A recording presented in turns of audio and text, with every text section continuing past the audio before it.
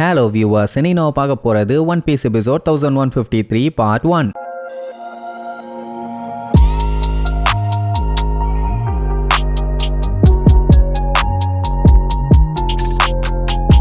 Open பண்ணா போன பாட்டுல நம்ம பாணி அவ மொத்த பவரை யூஸ் பண்ணி சேட்டனை ஓங்கி ஒரு அடி வச்சால கூட நம்ம பையலும் சேர்ந்து கும்முன்னு குமுறிட்டான். அது வேற விஷயம். ஆனா சேட்டனோட மூஞ்ச அடிச்சு கீச்சி தெரிக்க விட்டாங்க. இங்க நம்ம வேகா பங்கு இன்னும் பிராட்காஸ்ட விட்ட மாதிரி இல்ல. எல்லாரும் சேஃப்டியா இருங்க, உங்களை சேர்ந்தவங்களை நீங்களே ப்ரொடெக்ட் பண்ணிக்கிங்க, யாரையும் விட்டுறாதீங்க அப்படிங்கிற மாதிரி அட்வைஸ் பண்ணிட்டு இருப்பாரு. கோல்டி ராஜர் இறந்து 25 வருஷம் ஆகுது. ஒயிட் பியர்ட் இறந்து 2 வருஷம் ஆகுது. லெஜெண்ட்ஸ் எல்லாம் இப்படி இறந்து இருக்காங்கன்னா இது புது எராக்கான ஆரம்பம் தான். அதுக்காக நிறைய பேர் நெருங்கிட்டு இருக்காங்க. அப்படி இப்படி பாரு அந்த டைமிங் அந்த ரோபோவை போட்டு பொழக்கிறது, நம்ம ஆளுக சேட்டனை அடிச்சு தெரிக்க விட்டுட்டோன்னு சந்தோஷப்படுறதுன்னு ஒவ்வொரு சீனா அப்படியே காட்டுவாங்க. அதே நேரம் 1000 சன்னி கப்பல்ல நம்ம ஆளுக பறந்து வந்தாங்கல்ல, அவங்க இன்னும் வந்துகிட்டு தான் இருக்காங்க. பாவம் உசோப் சாப்பர் நிலைமை தான் ரொம்ப மோசம். 2 பேரும் கப்பல் கீழே விழுதே உயிரோட இருப்பமா மாட்டோமான்னு கதறிட்டு இருப்பானுங்க. இங்க மத்தவங்க எல்லாம் கப்பல் வந்துகிட்டு இருக்குது, அவங்க வந்தவொடனே எஸ்கேப் ஆயிடலாங்கிற மாதிரி ரெடியா இருப்பாங்க. இப்ப என்ன பஞ்சாயத்துனா ஆல்ரெடி நம்ம ஆளுக கீழே விழுந்தா செத்துருவோமோன்னு பயத்துல நடுங்கிட்டு இருக்காங்க. அப்படியே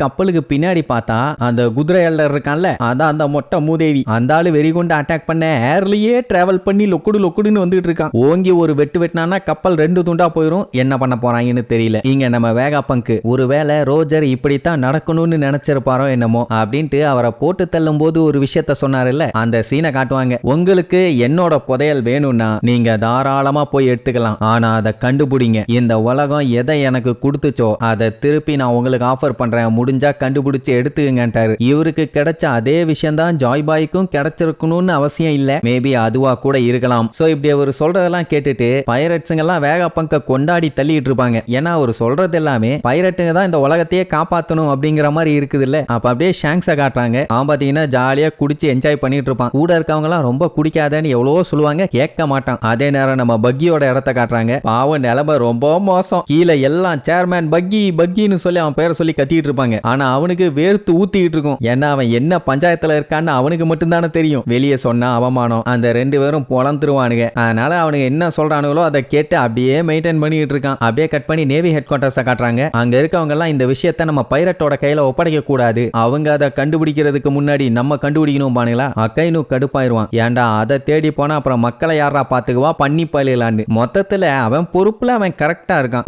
கடைசியா இப்ப வேகா பங்க் என்ன சொல்ல வராருன்னா, இந்த உலகத்தோட தலைவிதியே யார் அந்த ஒன் பீஸை எடுக்கிறாங்களோ அவங்க கையில தான் இருக்குது. யார் எடுப்பான்னு உங்களுக்கு ஏதாச்சும் ஐடியா இருக்குதா? யாரா இருந்தாலும் பரவாயில்ல, கீழே கமெண்ட் பண்ணுங்க, பாத்துக்கலாம். சரி, இப்போ மொத்தத்துல பைரட்டுங்க கையில தான் எல்லாமே இருக்குது. இது அவங்களுக்கு ஹாப்பியா இருக்கும். ஆனா நார்மல் மக்கள்லாம் பதறுவாங்கல்ல. இதுல அவங்க வாழ்ந்துட்டு இருக்க கண்ட்ரி வேற தண்ணிக்குள்ள முங்க போகுதுன்னா எம்பிட்டு பீதியா இருக்கும். இதை ஏதாவது ரோட்ல போறவன் சொன்னா நம்ப மாட்டாங்க. உலகத்தோட கிரேட்டஸ்ட் சயின்டிஸ்ட் வேகா பங்கு சொல்லும் போது எப்படி நம்பாம இருக்க முடியும்? ஆனா இன்னொரு விஷயத்தை கன்ஃபார்ம் பண்ணிட்டாங்க, ஒன் பீஸ்னு ஒன்னு இருக்குதுன்னு. ஜெயில அடைச்சு வச்சிருப்பாங்கல்ல பைரட்ஸுங்க, அவங்களுக்கெல்லாம் இப்ப சந்தோஷம். வேகா பங்கே சொல்லிட்டாரா அப்படின்னா பைரட்ஸுங்க தாண்டா இந்த உலகத்தை ஆள போறோம், அதனால தான் உலகமே தண்ணிக்குள்ள மூழ்க போகுது. அந்த டைம் வேர்ல்டு கவர்மெண்ட்டை வெளுன்னு வெளுக்க போறோம். அது வரைக்கும் எவ்வளவு வேணாலும் ஆட்டம் போட்டுக்குங்கன்னு அங்க இருந்த ஆபீசர்ஸுங்க எல்லாத்தையுமே பீதியை கிளப்பி விடுவானுங்க. ஜெயில் கைதிகளுக்கு தெரியற அளவுக்கு எதுக்கு விடணும்னு பார்த்தா அந்த மொத்த இடத்துலயுமே டிரான்ஸ்போர்ட்டர் ஸ்னேல் இருக்குது. அதனாலேயே அவங்க யாராலையுமே அதை ஸ்டாப் பண்ண முடியல. கவர்மெண்ட் அபிஷியல்ஸ் எல்லாம் ரொம்பவே கவலைப்படுவாங்க, வேகா பங்கு இப்படி ஒரு குண்டு தூக்கி போட்டு போயிட்டாருன்னு. கோபி பாத்தீங்கன்னா பழைய விஷயத்தெல்லாம் யோசிச்சு பார்ப்பான். அதான் லூஃபி கூட இருந்த நினைவுகள். அவனை பத்தி யோசிச்சாலே மைண்டுக்கு வர ஒரே விஷயம் கிங் ஆஃப் த பைரட் அவன் ஆகணும்னு சொன்னது.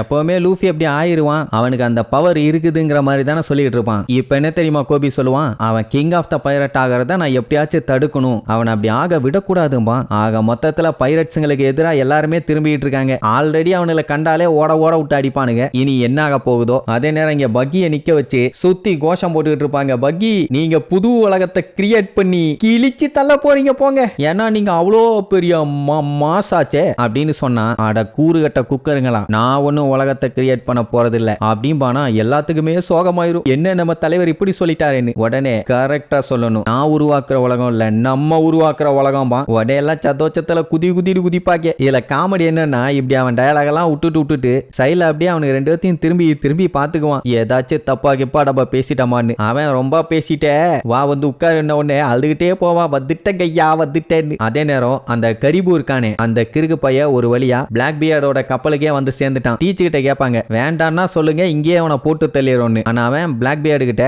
போன்ல தான், உங்களுக்கு வேணுங்கிற இன்ஃபர்மேஷன் என்கிட்ட இருக்குது தலைவா, ஊன்னு ஒரு வார்த்தை சொல்லுங்க, நாய் மாதிரி வாலாட்டிட்டு உங்க காதுல வந்து மேட்ரு அள்ளி போட்டுறேன், அதை கேட்டுட்டு சந்தோஷத்துல பொழந்துருவீங்க, பொங்கிருவீங்க அப்படின்னு.